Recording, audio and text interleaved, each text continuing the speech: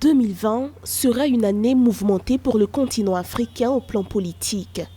Pas moins de 6 élections présidentielles sont prévues se tenir du côté de l'Afrique de l'Ouest. Le Togo ouvrira le bal en février, avant le Burkina Faso, la Côte d'Ivoire, le Ghana, la Guinée et le Niger. Ces élections aux enjeux importants cristallisent l'attention au plan national et international, la majorité de ces pays ayant été instables en 2019. Chacun de ces pays est un cas particulier. Sur les 6 pays, on a déjà 3 pays qui sont indexés pour ne pas être prêts à changer, notamment les hommes, et à assurer une vraie alternance. On connaît la crise actuelle en Guinée, on sait ce qui s'est passé au Togo et on voit actuellement ce qui se passe en Côte d'Ivoire. Le premier semestre de l'année 2020 sera surtout marqué par des élections législatives et communales. En plus des Comores, 7 autres pays d'Afrique centrale, de l'Ouest, de l'Est et du Nord sont concernés par ces scrutins dont l'issue semble également cruciale pour de nombreux analystes. Les élections au Cameroun aujourd'hui, notamment vous avez que M. Biya a remporté haut la main l'élection présidentielle. Les législatives aujourd'hui sont plus ou moins contestées. Sont contestées par une partie de l'opposition, notamment son principal challenger, M. Kamto, qui est sorti de prison, qui estime qu'aujourd'hui il ne peut pas aller à cette élection législative. Ce qui signifie que le parti de M. Biya et d'autres partis vont organiser cette élection